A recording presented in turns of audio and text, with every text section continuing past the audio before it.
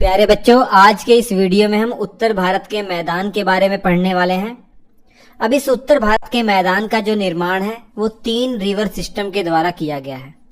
पहला Sindhu river system, दूसरा Ganga river system और तीसरा ब्रह्मपुत्र रिवर सिस्टम।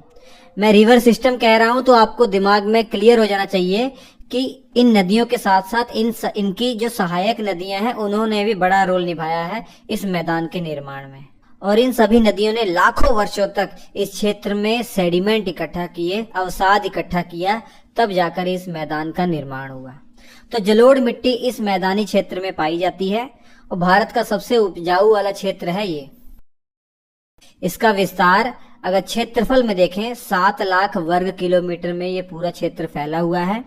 लंबाई पश्चिम से पूर्व अगर देखेंगे तो 2400 किलोमीटर इसकी लंबाई है और चौड़ाई जो है वो कहीं कहीं कम है, कहीं ज्यादा है, तो 240 किलोमीटर से 320 किलोमीटर के आसपास इसकी चौड़ाई है उत्तर से दक्षिण की ओर।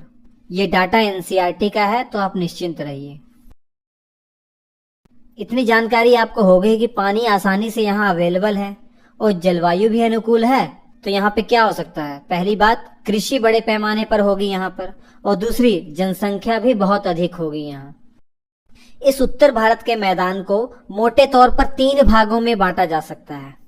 पहला पंजाब का मैदान जो पश्चिम में है, जो ज्यादातर हिस्सा इसका पाकिस्तान में है, और दूसरा गंगा के मैदान, और तीसरा ब्रह्मपुत्र के मैदान। बात करते हैं बच्चों पंजाब के मैदान की।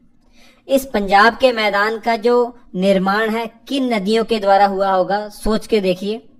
तो सिंधु नदी और इसकी जितनी भी महत्वपूर्ण सहायक नदियां हैं उनके द्वारा इस पंजाब मैदान का निर्माण किया गया है। सिंधु की 5 महत्वपूर्ण सहायक नदियों के बारे में तो आप जानते ही हैं, झेलम, चिनाब, रावी, व्यास और सतलुज। इस पंजाब मैदान की खासियत बच्चों ये है ना कि यहाँ दोआब बहुत ज्यादा पाए जाते हैं। दोआब क्या होते हैं? 2 प्लस आब। आब मतलब पानी। 2 नदियों के या 2 पानी के बीच का जो मैदान है उसे दोआब कह दे रहे हैं। जैसे सिंधु नदी और झेलम नदी, इन दोनों के बीच का जो क्षेत्र है जो दोआब है, इसे सिंधु सागर दोआब कहते हैं। झेलम देख रहे हैं और चिनाब देख रहे हैं। झेलम और चिनाब के बीच का जो दोआब है इसे चाज दोआब कह दे रहे हैं, और चिनाब और रावी के बीच में जो दोआब है इसे रेचना दोआब कह दे रहे हैं। नाम याद करना भी आसान है क्योंकि दोनों नदियों के द्वारा मिलाकर इसका नाम बनाया गया है। ऐसे ही रावी नदी देख रहे हैं और थोड़ा सा व्यास और सतलुज, इसके बीच का जो क्षेत्र है इसे बारी दोआब कह दे रहे हैं। व्यास और सतलुज के बीच का जो दोआब है इसे बिष्ट दोआब कह दे रहे हैं। तो इन दोआब के बारे में भी आप थोड़ा सा दिमाग में क्लियर रखिए। भारत के अंदर ये पंजाब का मैदान कहाँ कहाँ फैला होगा आप अनुमान लगा सकते हैं। थोड़ा सा राजस्थान में है, पंजाब में है और कुछ हरियाणा में फैला हुआ है। अब बात करते हैं गंगा के मैदान की। गंगा के मैदान कहां से कहां तक होंगे? पश्चिम में तो ये जो घग्गर नदी है हिमाचल प्रदेश से निकलती है वहां से लेकर, और पूर्व में तीस्ता नदी जो सिक्किम से आती है और बांग्लादेश में जाकर ब्रह्मपुत्र में मिल जाती है। इस बीच रीजन को गंगा के मैदान कहा जाता है। और गंगा के मैदान गंगा नदी और इसकी सहायक नदियों के द्वारा बनाया गया होगा, ये आप अनुमान लगा सकते हैं।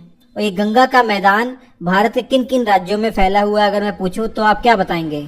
हरियाणा, दिल्ली, यूपी, बिहार, झारखंड और वेस्ट बंगाल। दिल्ली केंद्र शासित प्रदेश हम जानते ही हैं।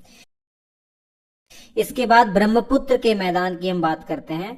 ब्रह्मपुत्र के द्वारा और इसकी नदियों के द्वारा, ब्रह्मपुत्र इसके सहायक नदियों के द्वारा जो मैदान बनाया गया इसे ब्रह्मपुत्र मैदान कहा जा रहा है। ये मुख्य तौर पर भारत में तो असम वाले क्षेत्र में ही है, बाकी बांग्लादेश में उससे हमें कोई लेना देना नहीं क्योंकि हम भारत के मैदान पढ़ रहे हैं, भारत का उत्तरी मैदान पढ़ रहे हैं। तो इस आसाम रीजन में ब्रह्मपुत्र का मैदान पूरा फैला हुआ है। इस रीजन में आप देखेंगे कि ब्रह्मपुत्र नदी की चौड़ाई इतनी अधिक हो जाती है कि एक दुनिया का सबसे बड़ा जो आइलैंड है, नदी रिवर है, नदी आइलैंड कह सकते हैं, रिवर आइलैंड, वो भी यहाँ निर्माण होता है जिसे माजुली आइलैंड कहते हैं। एक नदी द्वीप है, दुनिया का सबसे बड़ा नदी द्वीप यही है। पानी की अधिकता के कारण इस असम वाले रीजन में चावल और जूट की खेती बड़े पैमाने पर होती है। जूट जानते हैं ना, पटसन। तो ये आपने देख लिया क्षेत्र के हिसाब से ये 3 भागों में जो बांटा गया है इस उत्तरी मैदान को। प्यारे बच्चों, इसके बाद वाले वीडियो में हम इसका बहुत इंपॉर्टेंट पार्ट पढ़ने वाले हैं कि संरचना के आधार पर इस मैदान को 4 भागों में बांटा गया है। मतलब मोटे तौर पर मैं आपको बताऊं, आप देखेंगे कहीं कहीं इस मैदान में बड़े बड़े पत्थर पाए जाते हैं, जहां नदियां गायब हो जाती हैं, उसके अंदर चली जाती हैं। और कहीं कहीं आप देखेंगे एकदम दलदल वाला क्षेत्र पाया जाता है, जहां बहुत ज्यादा बायोडाइवर्सिटी पाई जाती है। और कहीं आप देखेंगे कि नई जलोढ़ मिट्टी, एकदम बहुत उपजाऊ मिट्टी पाई जाती है, और कहीं आप देखेंगे पुरानी जलोढ़ मिट्टी पाई जाती है। ये 4 भागों में बांटा गया है, जिसे भाभर क्षेत्र कहते हैं, तराई कहते हैं, बांगर कहते हैं और खादर कहते हैं। ये नेक्स्ट पार्ट में पढ़ने वाले हैं, बहुत इंटरेस्टिंग होगा, वो वीडियो मत छोड़िएगा। मुझे उम्मीद है वीडियो आपको जरूर अच्छा लगा होगा, तो लाइक एक जरूर कर दीजिए प्यारे बच्चों।